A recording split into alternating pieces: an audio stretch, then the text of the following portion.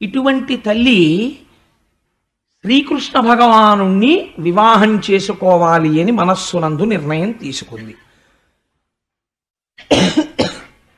ఇటువంటి నిర్ణయం ఒక కన్య ఎందుకు తీసుకోవలసి వచ్చింది? పెద్దవాడు తండ్రి గారు ఉన్నారు, ముందు పుట్టిన వాళ్ళు 5 అన్నలున్నారు.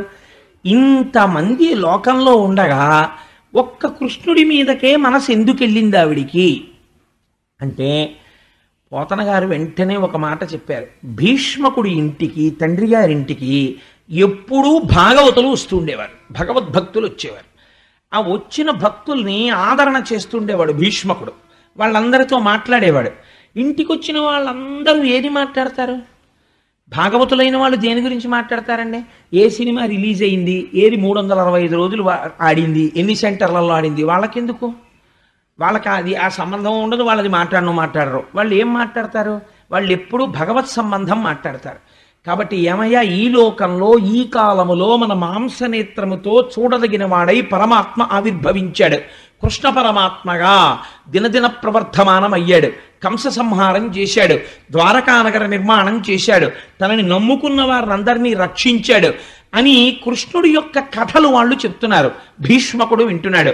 పిల్ల మనస్సు ఎవరి యందు చేరింది? కృష్ణుడి యందు చేరింది.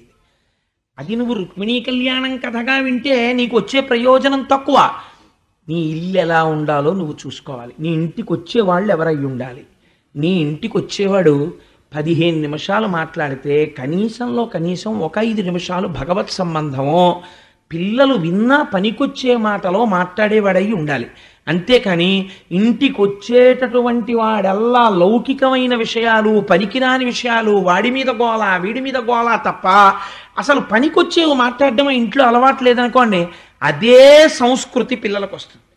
రేపు పొద్దున వాళ్ళకి ఎవడైనా భగవంతుడి గురించి మాట్లాడేవాడు వచ్చాడు అనుకోండి ఇంటికి, వాళ్ళకి అది పెద్ద అబ్బా ఏమిటండి బాబు తినేస్తున్నాడు బుర్ర, ఈయనెవరు తొందరగా వెళ్ళిపోతే బాగుండు, టీవీ పెట్టుకుందాం అంటారు వాళ్ళు. ఏమైపోతుంది? ఆ సంస్కృతి లేదు. అదే ఒక ఇంట్లో పిల్ల ఉందనుకోండి, ఆ ఇంటి ఆయనకి చంద్రశేఖర పరమాచార్య స్వామి వారంటే ప్రాణం. ఆయన తెల్లవారు లేచి రాత్రి వరకు 50 మాటలు పరమాచార్య స్వామి వారిని చంద్రశేఖరులు అస్తమానం తలుచుకుంటాడు. ఆ పిల్ల ఎక్కడో కాలేజీకి వెళ్ళింది, ఎవడో ఒక ధూర్తుడు చంద్రశేఖర పరమాచార్య స్వామి గురించి ఒక చిన్న మాట తక్కువ చేసి మాట్లాడాడు. ముఖం ఎర్ర పడిపోయి, నీకేం తెలుసు చంద్రశేఖర పరమాచార్య స్వామి గురించి అని ఈ అమ్మాయి కలియబడి మాట్లాడేస్తుంది. అక్కడ ఉన్న వాళ్ళు ముక్కును వేలేసుకుంటారు. ఇది ఈ పిల్లకి చంద్రశేఖర్ల గురించి ఇన్ని విషయాలు ఎలా తెలుసు? ఎక్కడి నుంచి వచ్చింది సంస్కృతి? ఇంటి మాటలు గొప్ప సంస్కృతిని నేర్పుతాయి. మీరు కొన్ని ఇళ్లలో చూడండి, చిన్న పిల్లలు ఉంటారు. ఆ చిన్న పిల్లలు చక్కగా ఊపిరి కూడా ఇంకా ఎక్కువ తీలేరు వాళ్ళు. ఓం జాతవేదశేషు నవామ సోమమరాతి యతో నిదహాతి వేద అనలేడు వాడు. ఓం జాతవేదశేషు నవామమరాతి తో నిదహాత్ వేద అని 5 మాటలు ఊపిరి తీసి చెప్తాడు. ఎలా వచ్చింది వాడికి అది? అంటే తండ్రి రోజు పూజామందిరంలో పరవశించి చదువుతాడు.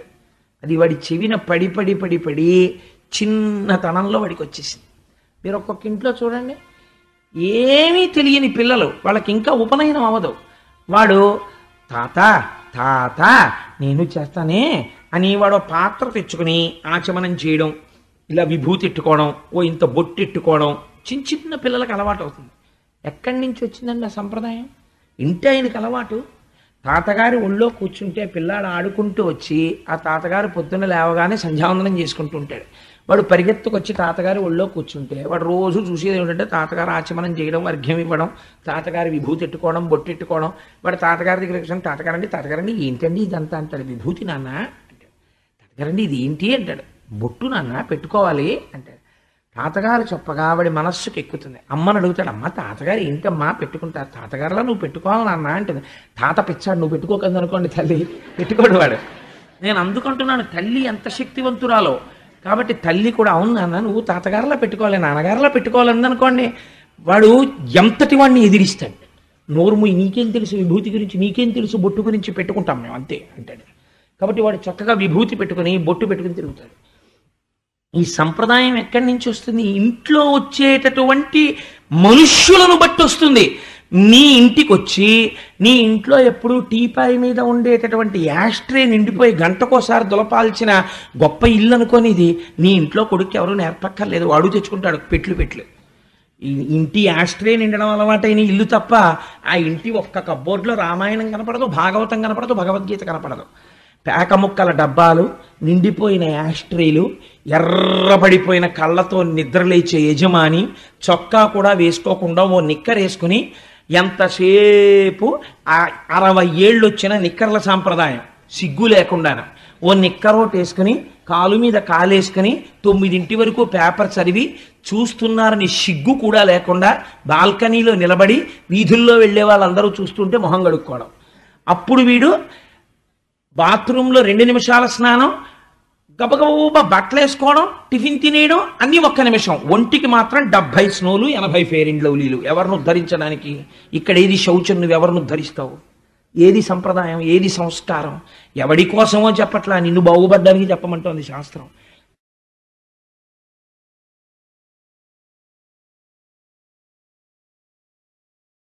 శ్రీ గురుభ్యో నమః. గురువుగారు, దేవాలయాల్లో చేయకూడని పనుల గురించి తెలియజే ప్రార్థన. దేవాలయాలలో చెయ్యకూడనటువంటి పనులు చాలా తెలుసుకోవలసినటువంటి విషయం ఏది. ఎందుచేత అంటే చెయ్యవలసిన పని ఎంత ప్రధానమో చెయ్యకూడని పని అక్కడ చేస్తే పాపం కూడా అలాగే వస్తుంది. దేవాలయంలో చెయ్యకూడనటువంటి పని అనేటిది ప్రధానంగా ఏమిటి అంటే అక్కరలేని మాటలన్నీ అక్కడ మాట్లాడడం. దేవాలయంలోకి వెళ్ళి ఏమీ మాట్లాడకుండా మౌనంగా కూర్చో, మంచిది. దేవాలయంలోకి వెళ్ళి భగవంతుడి స్తోత్రాలు చేయి, మంచిది.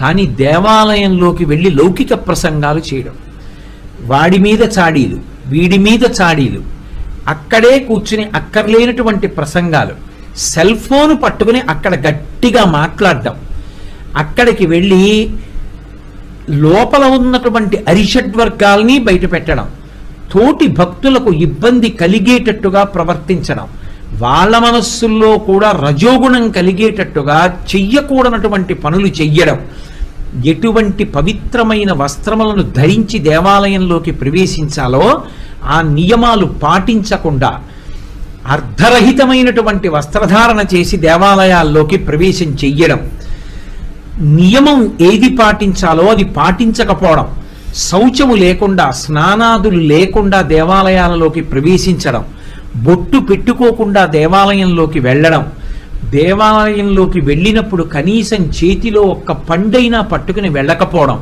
అథవా ఓ ప్రదక్షిణం చెయ్యకుండా అక్కడ గబ్బ గబ్బ గబ్బ గబ్బ నడుస్తూ తిన్నగా మూలమూర్తి దగ్గరికి వెళ్ళిపోవడం, దేవాలయంలో ఉండేటటువంటి గోడలకి స్తంభాలకి వీపు ఆంచి కూర్చోవడం.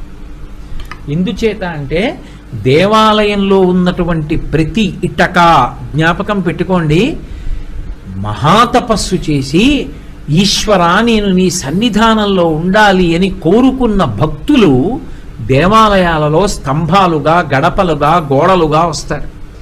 ఇప్పటికీ మనకి వెంకటాచలంలో కులశేఖర ఆళ్వార్ పడి అంటారు. వెంకటేశ్వర స్వామి ఎదురుగుండా ఉండేటటువంటి మొదటి గడప ఆళ్వారులలో ఒకటైన కులశేఖర ఆళ్వార్. నేను ఎప్పుడూ నిన్ను చూడాలి, నా మించి భక్తుల దాటినప్పుడు వాళ్ళ పద రజస్సు నా మీద పడాలని కోరుకున్న మహాత్ములు దేవాలయంలో గోడలవుతారు, ఇటకలవుతారు, స్తంభాలవుతారు.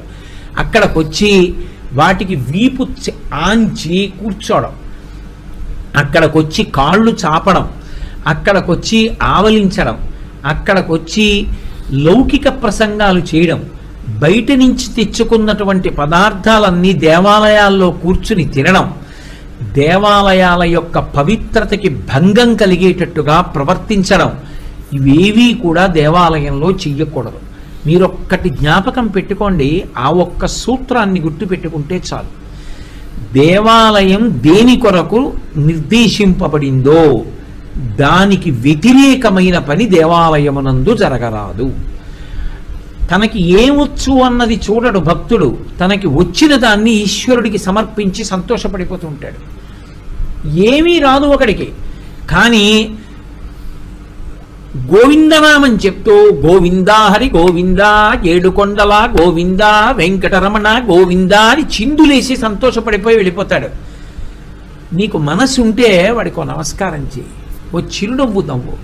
అంతేకాని కేవలం అక్కడికి వెళ్ళి ఎగతాళి చేయడానికి, అటువంటి వాళ్ళని వెటకారాలాడడానికి, భగవద్ విరోధమైనటువంటి మాటలు నేర్పడానికి, భగవంతుని యందు విశ్వాసం తరిగిపోయేటటువంటి మాటలు చెప్పడానికి, అనాచారంతో అవైదికమైనటువంటి ఆరాధనలు అటువంటి పనులు చేయడానికి దేవాలయాలను కేంద్రములుగా వాడరాదు. దాని చేత ఎవరు పాడైపోతారంటే మనమే పాడైపోతాం. కాబట్టి దేవాలయంలో చెయ్యకూడని పనులు అంటే వీటిని ప్రధానంగా మనసులో పెట్టుకుని ప్రవర్తించవలసి ఉంటుంది.